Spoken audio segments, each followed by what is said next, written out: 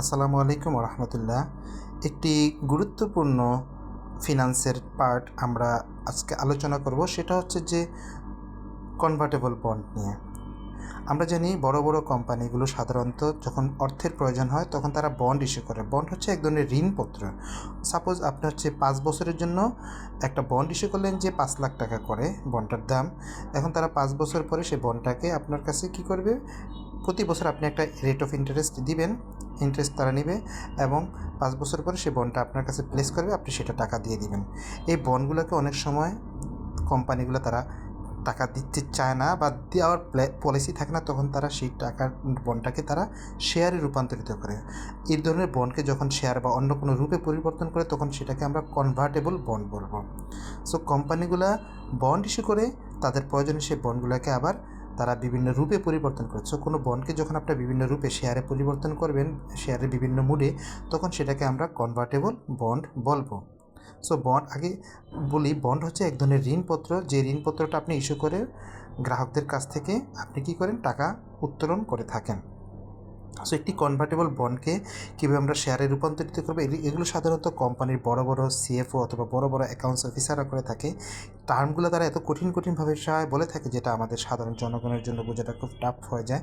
So আমরা যেহেতু সহজ বাংলা ভাষায় জিনিসগুলো আলোচনা করি, আসুন আমরা সেই সহজ বাংলা ভাষা আলোচনা করার মাধ্যমে জিনিসটা সহজেই বোঝার চেষ্টা করি এবং বুঝতে পারলে আমরা সাধারণত নিজেদের কোম্পানিরও সেই জিনিসটাকে কী করতে পারবো, কোম্পানি পেলে সেটা অ্যাপ্লাই করতে পারবো। একটা এক্সাম্পল দিয়ে আমরা সেই ম্যাথটা বোঝার চেষ্টা করি। এক্সাম্পলটা হচ্ছে যে এই company issue 3000 convertible bond at per on January 1, 2021। 2021 সালের জানুয়ারি 1 তারিখে 3000 সে কনভার্টেবল বন্ড ইস্যু করলো। মানে এই বন্ডগুলো কী করা যাবে, আপনি কনভার্ট করতে পারবেন। দ্য বন্ডস আর রিডিমেবল, এই বন্ডগুলো রিডিম করা যাবে, অর্থাৎ হচ্ছে বন্ডগুলো সে কোম্পানির কাছে সাবমিট করে সে ক্যাশ করতে পারবে 31শে ডিসেম্বর 2024 সাল, তার মানে 4 বছর পরে, 21 সাল, 22 সাল, 23 সাল, 24 সাল। At their par value of টাকা 100 পার বন্ড, প্রতি বন্ডের দাম হচ্ছে $100 করে। হ্যাঁ, $100 করে 3000 বন্ড, তার মানে হচ্ছে 3000 × 100, 3 লাখ টাকার সে বন্ড ইস্যু করলো, তাই না? The bonds pay interest annually in arrears at an interest rate 5%। 5% ভ্যালুতে সে কী করে ইন্টারেস্ট দিচ্ছে, রেটটা অনেক কম। কারণ হচ্ছে 5% কেন, কারণ হচ্ছে যেহেতু সেটা কনভার্ট করা যাবে, যদি কনভার্ট করা না যায় সেগুলো কিন্তু রেটটা বেশি থাকে।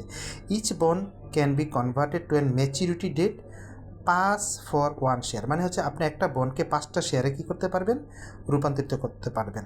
সো যখন ম্যাচ শেষ হবে তখন আপনি ইচ্ছা করলে কী করতে পারবেন, বন্ডটাকে রিডিম করতে পারবেন অথবা আপনি 5টা করে শেয়ার নিতে পারবেন প্রতিটা বন্ডের এগেনস্টে। এই জন্য এটাকে কনভার্টেবল বন্ড বলা হচ্ছে, যেহেতু কনভার্ট করা যায় শেয়ারে। The prevailing market interest rate for from years bonds that has no right of conversion is 8%। যদি আপনি এটা যদি কনভার্সন করার রেট চান্স না থাকতো, যে সমস্ত বন্ডের কনভার্সন করা যায় না সেগুলো হচ্ছে যে 8% করে সেটার ইন্টারেস্ট রেট।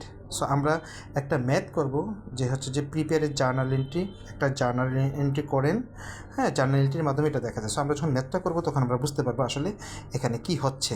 আপনি যখন বন্ডকে আপনি যখন শেয়ারে কনভার্ট করে দিবেন পাবলিককে, তখন কীভাবে এটা আপনি ইস্যু করবেন। সো আমরা ম্যাথটা দেখেন।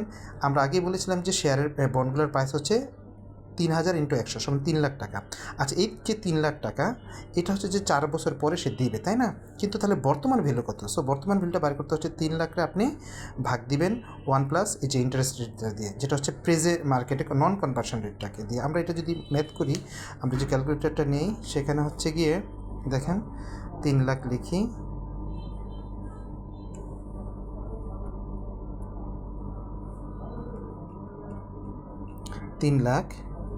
তিন লাখ আমরা ভাগ করি, 3 লাখ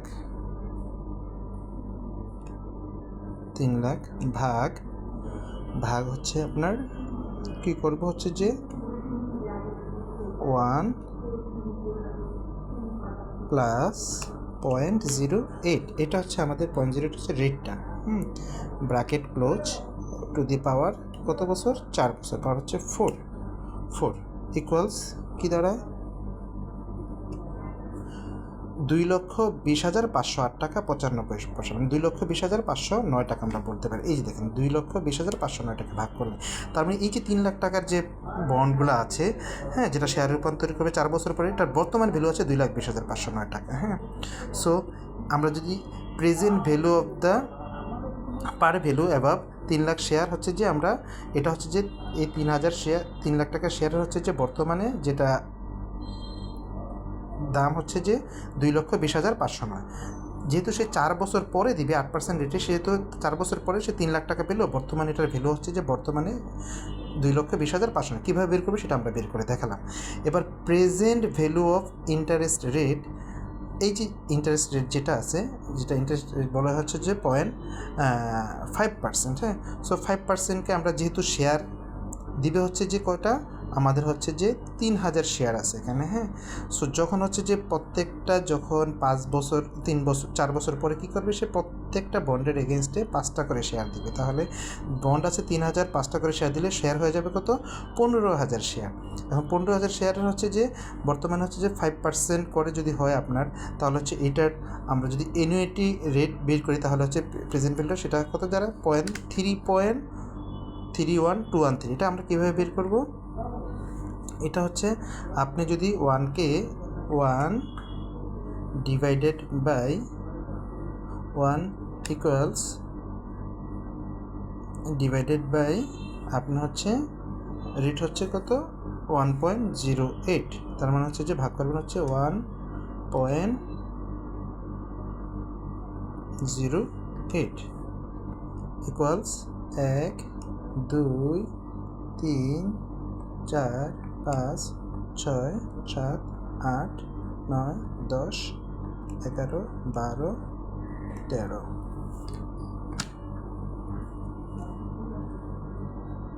14 এই হচ্ছে 31524 হচ্ছে যে আপনার 31, আচ্ছা 31524 3113 প্রায় কাছাকাছি। এই রেটটা হচ্ছে আপনার অ্যানুইটি রেট। সো 15,000কে আপনি 3.3113 দিয়ে অ্যানুইটি রেট দিয়ে যখন গুণ করবেন, তখন আপনার বের হবে যে এই যে শেয়ারগুলো আছে সেটার ইন্টারেস্ট রেট অনুযায়ী আপনি কত ইন্টারেস্ট পাচ্ছেন। তার মানে ইন্টারেস্ট পাচ্ছেন হচ্ছে যে আপনার 49,682। আমি আবার বলি, এই যে শেয়ারগুলো আছে এখানে যে আপনার শেয়ার ভ্যালুতে যদি আপনি এই যে, যেহেতু আপনি 5 বছর পরে 4 বছর পরে রেটটা পাচ্ছেন, তাহলে বর্তমানে রেট অনুযায়ী ইন্টারেস্ট কতটুকু অ্যাপ্লাই হয়, সেই রেটটা অ্যাপ্লাই হবে 3.31, এবং সেটা দিয়ে যদি আপনি 15,000 শেয়ারকে আপনি যদি গুণ দেন, তাহলে শেয়ারের থেকে আপনি ইন্টারেস্ট রেট পাচ্ছেন 49,682 টাকা। তার মানে আপনার মূল শেয়ারের দাম হচ্ছে এটা, ইন্টারেস্ট পাচ্ছেন হচ্ছে এইটা। তাহলে যেহেতু আপনি 3 লাখ টাকা পাচ্ছেন, দেখেন তো, তাহলে বাকি যে টাকাটা থাকে এটা তো আপনার মূল টাকা, এটা হচ্ছে আপনার ইন্টারেস্ট। তাহলে এই যে ইকুইটি আপনার যে কোম্পানিতে ছিল, সেই ইকুইটিটা আপনি কত পাচ্ছেন, ইকুইটি কোম্পানির 3 লাখ টাকা থেকে আপনি হচ্ছে 2,70,191 টাকা বিয়োগ দেওয়ার পরে যেটা থাকে 29,809, এটা হচ্ছে আপনার ইকুইটি ভ্যালু। সো আমরা যখন কনভার্টেবল বন্ড আমরা সেল করবো, তখন সেখানে কনভার্টেবল বন্ডের মধ্যে একটা ইন্টারেস্ট রেট অ্যাপ্লাই করা হয়, একটা কনভার্সন রেট অ্যাপ্লাই করা হয়, কনভার্সন কি কতগুলো শেয়ারে করবে, এই জিনিসগুলো সাধারণত অ্যাপ্লিকেশন থাকে।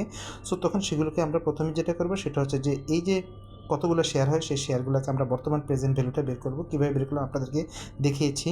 তারপর হচ্ছে বর্তমানে ইন্টারেস্ট, সেই ততগুলো শেয়ারের বর্তমানে ইন্টারেস্ট রেট, বর্তমানে ইন্টারেস্ট আপনি কত পাচ্ছেন সেটা আপনি বের করবেন। তাহলে মূল ভ্যালুটা বের হলো, ইন্টারেস্ট রেটটা বের হলো। এবার হচ্ছে যে সেই বেসিক্যালি আপনাকে বন্ডগুলো যখন হ্যান্ড ওভার করবেন, তখন সে আপনাকে কত টাকা দিচ্ছে, আমরা জানি 3 লাখ টাকা দিচ্ছে। সো 3 লাখ টাকা থেকে দুইটার যোগফলকে বিয়োগ দিলে আপনি ইকুইটি ভ্যালু পাচ্ছেন, অর্থাৎ আপনি যে কোম্পানিতে এতদিন শেয়ারটা ধরে রাখলেন, আপনার একটা ভ্যালু কতটুকু ইনক্রিজ করলো। সো ইকুইটি ভ্যালু হচ্ছে 29,809। এখন দেখেন এই যে ইকুইটি ভ্যালুটা হচ্ছে 29,809। এখন যদি আপনি যোগ করেন দেখেন হচ্ছে যে 2,20,000, হ্যাঁ, আমরা যদি করি 2,20,509 যোগ আপনার হচ্ছে 49,682 যোগ হচ্ছে 29,809, 29,809, এই তিনটা মিলে কত হয় আপনার, ইকুয়ালস টু এই যে 3 লাখ টাকা। তার মানে হচ্ছে যে 3 লাখ টাকার মধ্যে আপনার আছে হচ্ছে যে ইন্টারেস্ট ছিল 49,682, ইকুইটি ভ্যালু ছিল 29,809। ইন্টারেস্ট আপনি নর্মালি ব্যাংকে রাখলে যে আপনার ইন্টারেস্ট রেট পেতেন, সেই ইন্টারেস্টটা, আর ইকুইটি ভ্যালু কোম্পানিতে থাকার কারণে আপনার টাকাটা সে যে ইকুইটি ভ্যালু দিল, সেই ইকুইটি রেস্ট অ্যামাউন্টটা। সো ইকুইটি কম্পোনেন্ট আর হচ্ছে interest component, interest rate. So এখন আমরা দেখব যে জার্নাল এন্ট্রিটা। দেখেন ক্যাশ হচ্ছে 3 লাখ টাকা, ক্যাশ ডেবিট, আর ক্রেডিট হচ্ছে বন্ড ইস্যু। আপনি বন্ড ইস্যু করার যে ভ্যালুটা সেগুলো হচ্ছে 2,70,191 টাকা, এবং শেয়ার প্রিমিয়াম হচ্ছে 29,809 টাকা। শেয়ার প্রিমিয়ামটা হচ্ছে আপনার শেয়ারের যে প্রাইস, আপনি পরবর্তীতে 2 বছর 3 বছর পর সেল করার পরে আপনি যে অতিরিক্ত যেটা পান সেটাকে শেয়ারের প্রফিট বা বলে না, এটা বলে শেয়ারের ক্ষেত্রে বলে এটা শেয়ার প্রিমিয়াম। সো এই দুইটা যোগ করলে আমাদের 3 লাখ টাকা হয়ে যাচ্ছে। শেয়ারের প্রিমিয়ামটা হচ্ছে বন্ডের টাকাটা, এইটা হচ্ছে বন্ডের টাকাটা 2,70,191, আর হচ্ছে যে আপনার এটার সাথে আপনার হচ্ছে যে ইকুইটির যে কম্পোনেন্টটা সেটা যোগ করার ফলে আপনার 3 লাখ টাকা, 2,70,191 সাথে আপনি যদি 29,809 টাকা যেটা শেয়ার প্রিমিয়াম যোগ করেন, তাহলে শেয়ারের ভ্যালুটা কী হয়ে যাবে, বের হয়ে যাবে। 3 লাখ টাকার আপনি কী পেলেন, শেয়ার পেলেন। হচ্ছে যে যখন আপনি যখন হচ্ছে যে কনভার্সন হয়, যখন আপনাকে শেয়ার দিল। সো এইভাবে বেসিক্যালি কোম্পানিগুলো তাদের শেয়ার মার্কেটে তাদের ডেপ্ট ইনস্ট্রুমেন্টগুলোকে বা বন্ডগুলোকে তারা শেয়ারে রূপান্তরিত করে। আশা করি এই ম্যাথটি দেখার পরে বড় বড় কোম্পানিতে যারা কীভাবে তারা ডেপ্ট কালেকশন করে বন্ডের মাধ্যমে, এবং সেই ডেপ্টগুলো যদি তারা পরবর্তীতে ডেপ্টগুলো তারা রিডিম করে বা কনভার্সন করে রিডিম করে, তারা তাদের ক্যাশের টাকাটা দিয়ে দেয়, লাভসহ দিয়ে দেয়। যদি না দেয় তাহলে তারা শেয়ার ইস্যু করে। সেই শেয়ারটাকে কীভাবে, শেয়ারের মধ্যে দুইটা কম্পোনেন্ট থাকে, একটা ইন্টারেস্ট কম্পোনেন্ট আর একটা হচ্ছে ইকুইটি কম্পোনেন্ট, সেটা কীভাবে থাকে, এবং বড় বড় কোম্পানি বড় বড় অ্যাকাউন্টস অফিসাররা সেটাকে কীভাবে ক্যালকুলেশন করে, আশা করি এই ম্যাথটি দেখার পরে আপনাদের ক্লিয়ার হবে। ধন্যবাদ, ভালো থাকবেন। আসসালামু আলাইকুম রহমতুল্লাহ।